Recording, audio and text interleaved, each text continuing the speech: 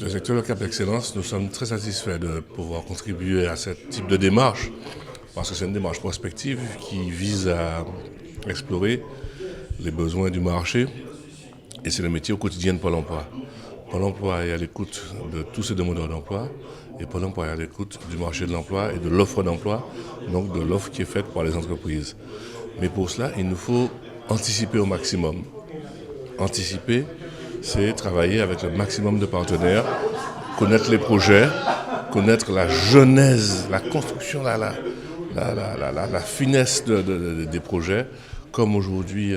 celui du CHU, comme aujourd'hui celui du Grand Port, comme aujourd'hui celui de la révolution du transport sur la zone de Cap Excellence, pour nous permettre de mettre en place les compétences dont on aura besoin quand ces projets vont se mettre à jour et quand ces projets vont se réaliser en termes d'opérationnalité. C'est un long travail d'analyse, celui que nous avions confié ce matin au cabinet d'études. C'est un travail collaboratif puisque Pôle emploi a déjà divers outils de connaissance à la fois de la capacité des publics sur place, du chemin à conduire pour que nous puissions arriver à un niveau de compétence qui nous permette de faire face à nos besoins sur notre territoire. Et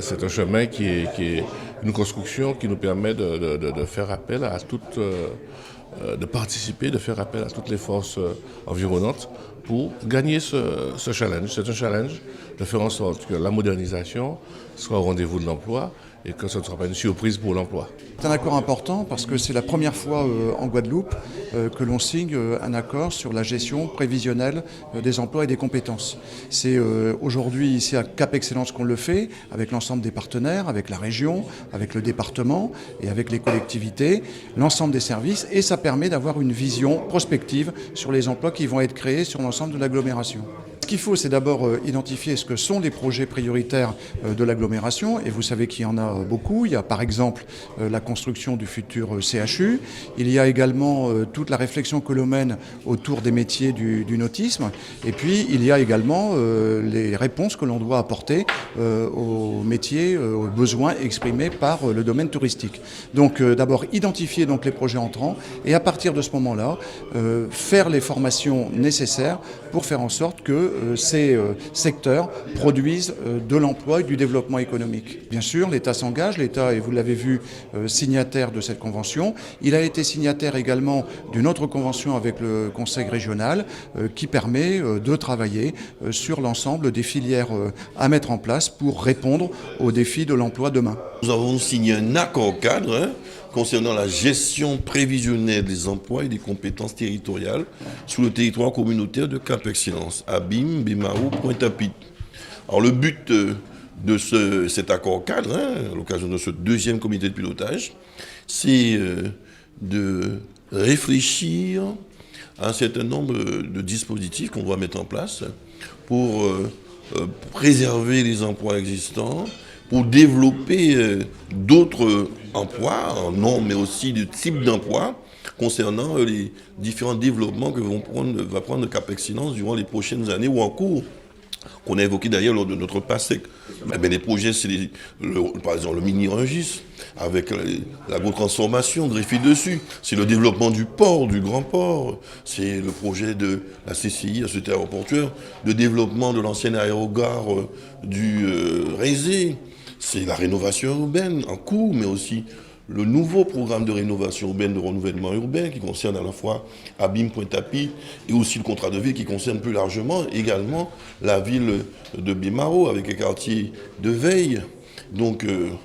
autant de projets qui nécessitent un partenariat entre Cap Excellence, évidemment, la région, le département, l'État, la CCI, la Société aéroportuaire, le Grand Port, mais aussi le rectorat pour anticiper les formations pour ces métiers à venir, pour que les Guadeloupéens puissent en profiter, particulièrement ceux qui sont dans ce territoire communautaire Abim, Pointe-à-Pitre et Bemao. Donc l'innovation, les clusters, bref, tous ces champs de potentiel de création d'emplois, et quand je dis potentiel, c'est sûr, ce sont des développements certains, la santé, avec le nouveau CHU, l'écotourisme, avec Taounaba, les chantiers navals, réparation, construction de bateaux et autres engins nautiques, sur Bimao, Pointe-à-Pitre avec la culture, le centre des arts qui se développe. Il y a des métiers dans le cadre de la culture. Donc, on a vraiment un potentiel de création d'emplois. Encore faut-il que nos Guadeloupéens, notamment ceux qui habitent le territoire communautaire, soient en capacité, par une bonne formation aussi, d'en bénéficier. On a, pour mettre en œuvre cette gestion prévisionnelle des emplois et des compétences territoriales sur Cap Excellence, il y a une gouvernance appropriée. Donc il y a déjà 10 mois d'études,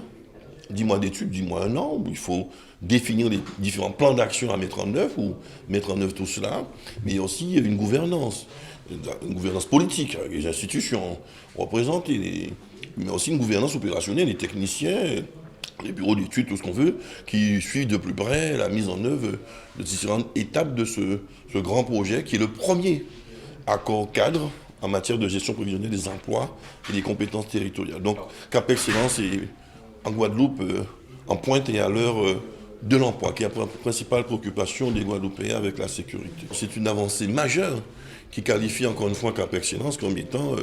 comme on dit, vers l'excellence. On va vers l'excellence, on se donne les outils qui existent, on mobilise tous les partenaires qu'il faut, les moyens financiers, avec les intelligences généralement, on crée des synergies, la mise en réseau, on mutualise des moyens pour avancer et pour offrir sur le territoire communautaire de nombreux emplois les plus divers et variés aux Guadeloupéens, particulièrement ceux qui habitent les territoires d'Abim, Pointe-à-Pitre et de Bimao.